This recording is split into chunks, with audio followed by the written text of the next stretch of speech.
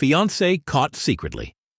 Texting her ex about missing him, I canceled the wedding and disappeared. Plus update. Original post. I'm in a kind of mess. Excuse me if I just ramble. I need some urgent advice. I, 26 male, have been engaged to a woman, 27 female. We'll call her Ellie. We are supposed to be married next month, and moments ago, I found her sexting with her ex. It hurts so much. Okay, so I've been seeing this woman for over 4 years. Last summer, she brought up the topic of getting married. Honestly, I was taken aback, not that I wasn't serious, but the thought of marriage didn't cross my mind. But when she talked about it, I was like, why not? I loved her. We've known each other for 5 years, dating for 4. The next move was definitely marriage for me, so we planned a spring wedding this year. This new year, I bought her a ring to call it official.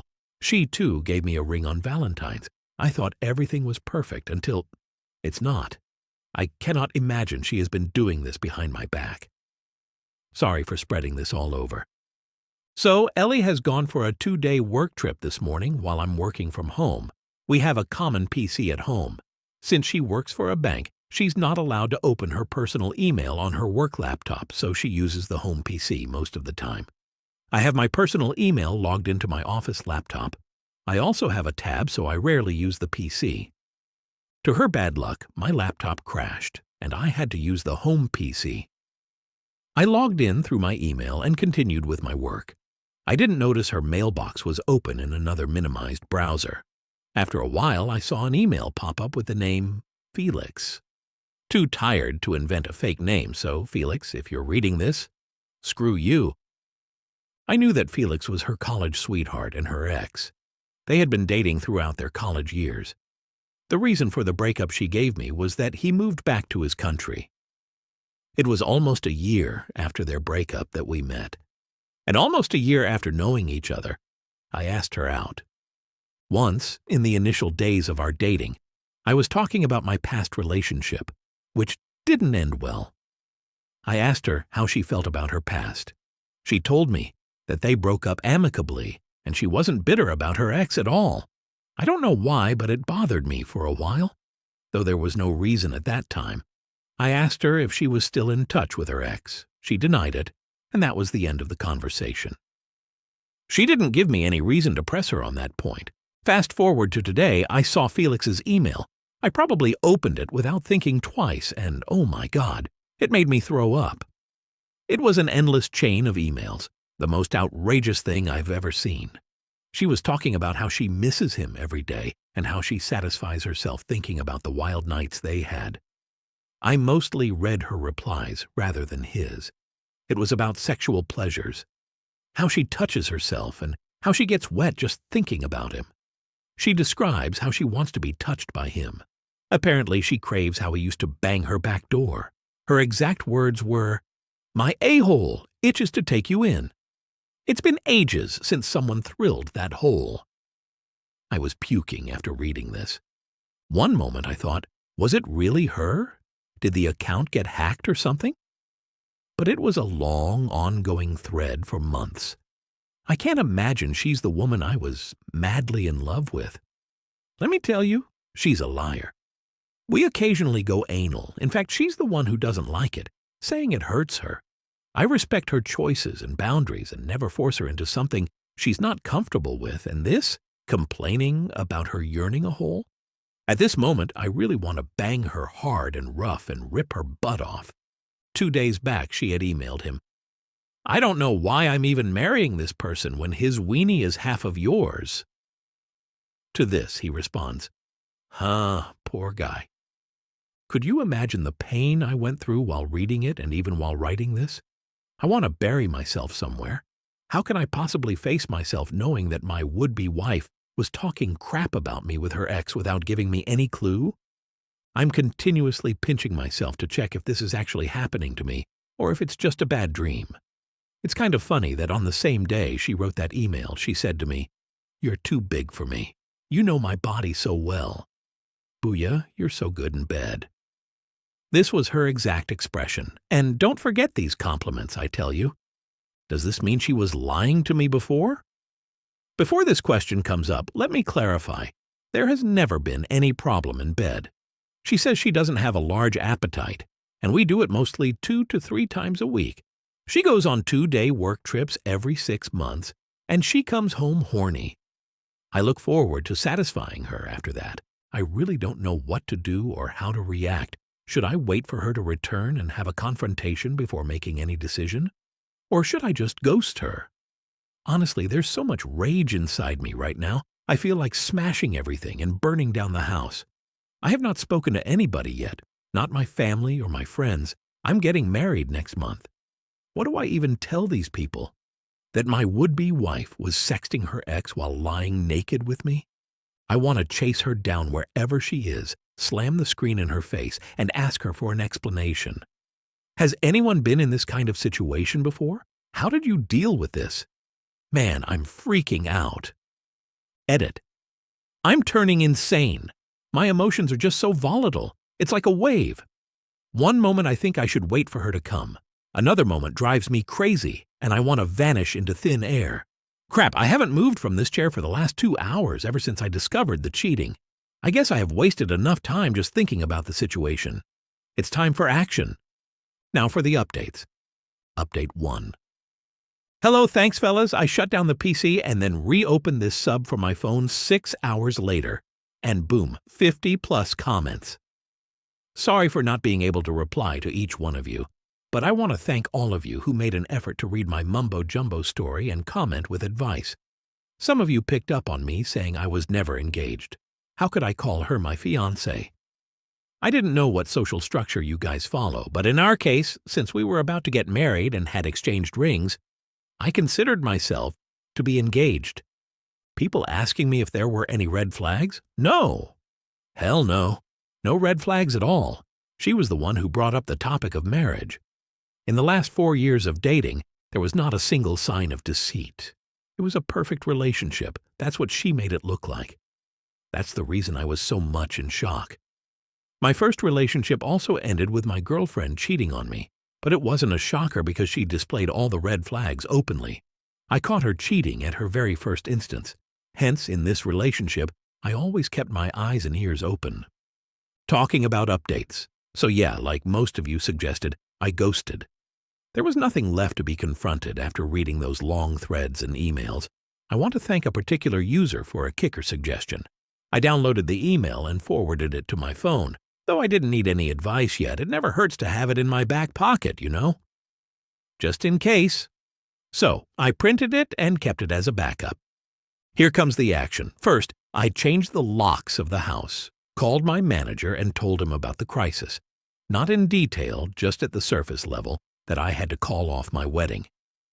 He sort of understood and gave me 2 weeks to get my crap together. I packed my stuff, booked a cheap motel for a month, got a discounted rate because of the long stay. Next, I packed all her stuff and sent it to storage. I kept the storage receipt at the door. She synced her contacts and photos to her Gmail. So I deleted all of them. We had a joint account where we were putting in money for our wedding. I took out my share, which was like 70%. I canceled the venue and got a 50% refund. I canceled all the other bookings like the photographer, caterer, etc. Got the refund from most of them. Basically, I utilized those 2 days to their full potential. In these 2 days, she texted and called me as usual. But my ghosting had already started. I didn't block her yet. I wanted to see how she reacts to all this, if she figures it out at all. There was a series of messages from her in those 2 days. You know, I lost all my contacts from my phone. All the photos are gone. I guess my phone malfunctioned? Thank God it's backed up on the home PC. What's up with you? Are you okay? Why aren't you replying? Why are you mad at me? What happened to you? Why aren't you responding to my calls? She contacted my parents and brother to check if I was fine. They had no clue about all this. Mom immediately called me. I answered her phone and told her not to say a word to Ellie. Just tell her that I didn't respond. I promised her I would come home the next day and explain everything. She did what I said. The texts continued. Are you safe? Say something, babe. You're scaring me off. Safe. My butt. As if she cares. This went on for 2 days until she arrived home. to find the house locked and her key non-functional. I went to my parents and informed them I was calling off the wedding. I told them Ellie had been emotionally cheating on me. That's it, no details. They understood and didn't probe me further. They assured me of their support by all means, only if I promised not to harm myself. I said I had crossed that phase. I'm safe in that way. Here's the meaty part. Ellie lost her mind when she saw the house was locked. She got the storage paper at the doorstep. It was signed by me. Quite predictable. She relentlessly bombarded my phone with calls and voicemails. "What the hell happened? Are you at home? Why did you do this to me? Did you find someone else?" After making fun of me with her ex, she had the audacity to turn around on me and question if I was cheating on her. It was kind of satisfying to see her go through waves of emotions. Her texts and voicemails said so. At one point, she started begging, "Baby, why are you doing this to me? I love you. We were going to get married next month. Whatever issue you have, we can surely resolve." Then another moment, she goes, "You're a coward and a juvenile son of a witch. You're no man. You chose to hide. I know you've been effing behind my back." She was projecting her insecurities on me. When she eventually realized that I had deleted her contacts and pictures and whisked out my share from the joint account, she got crazy, she turned explosive, and that's when I blocked her. She's already hurt me enough. I didn't want to take any more abuse from her. People mentioned in the comments that I dodged a bullet. Indeed, I did. Phew. I've been living in a motel until I figure out what's next. Thank God the wedding invite wasn't out yet. Sending a cancellation would have been another hassle with so many questions and explanations. I haven't gotten a call from any of her family members, friends, or acquaintances. I haven't shown her emails to anyone yet, but I have kept them safe. I've blocked her from everywhere. Exited all the groups we were part of. Thanks for all the comments. Last day, I was worse. Today is no better, but lighter than that day. I hope to come out of this. Update 2. Hello all, it's been a while since then. Starting from where I left after being denied entry into the house, she thought I was inside. She banged on the door and window and only stopped when the angry neighbors came out to shut her up. She then showed up at my workplace. I had predicted her move, hence I took a break. I informed reception that any visitors who came for me should know that I was on sabbatical for the near future. Ellie left a note for me at reception. It read, "You can't hide from me, you son of a witch. I'm going to hunt you down and rip you apart." I was floored at her shamelessness. After what she had done to me, she had the balls to write such things to me. It boiled my blood, and I wanted to hunt her cheating butt down and rip it apart, but I knew it was her move. She deliberately wrote that she's a manipulative witch, and she knows how to use her words to play with others' emotions. I took a deep breath and talked myself out of this thought. All these things were making me crazy, so I called my manager and asked if I could work remotely instead of sulking in bed the whole day. He approved it and told me to take the work easy. I worked remotely for a month. The motel was in a remote corner of the town. I intentionally chose a secluded place. I didn't want to see any known faces. After locking myself away for a couple of days, I stepped out and roamed around in the nearby woods and an abandoned lake. It was a sort of nature therapy. I thought I was making progress until the wedding day arrived. Not everyone remembered, but some of my close friends and relatives did remember that the wedding was around the corner and there was no invite. Slowly, I informed my close friends about it. They were equally shocked. None of them saw it coming.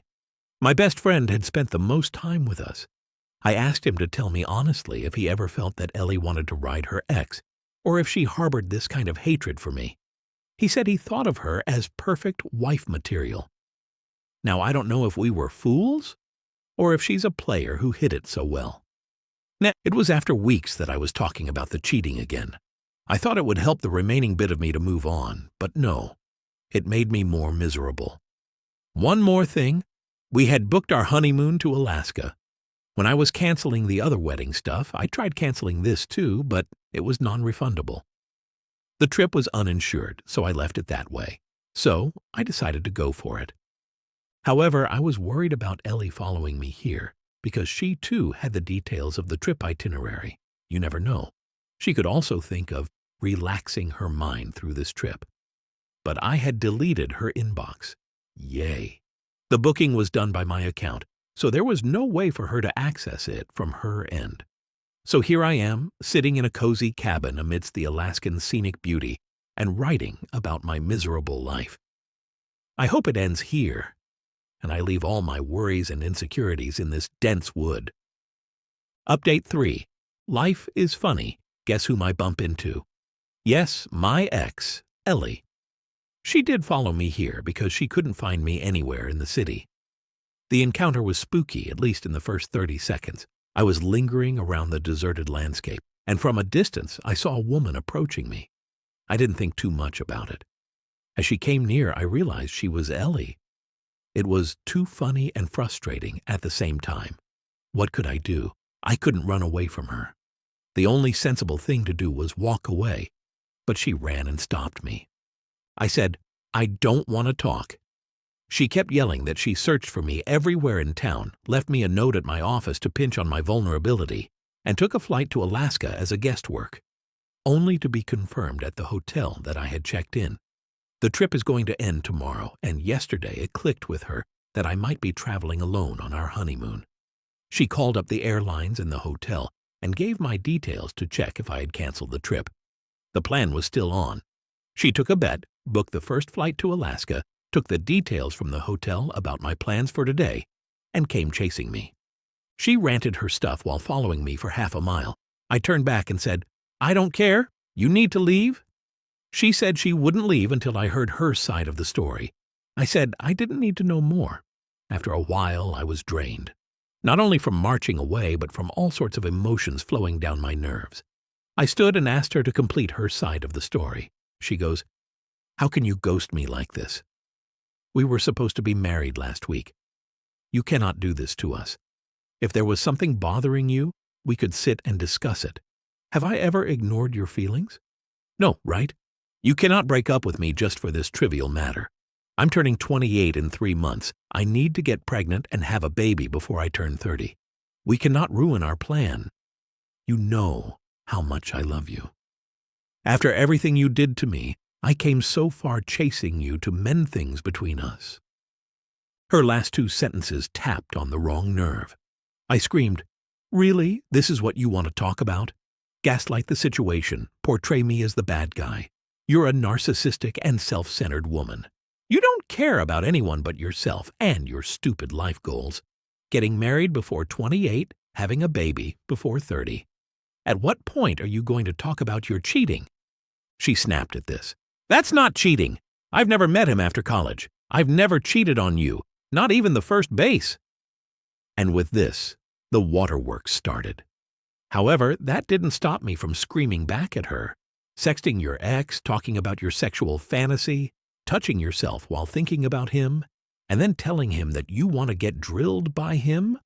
All of it comes under cheating. Moreover, you mocked me. You lied to him that I don't do backdoor. You're manipulative. You lied to get sympathy over whatever? Then came the sober version of what I actually said to her. She seemed shy and shocked. She was like, "You can't just make things up. I definitely didn't mean those things. You're blowing this stuff out of proportion. You know what I told him was a lie?"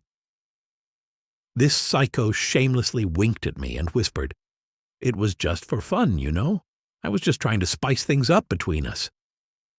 I yelled, "How? By mocking me?"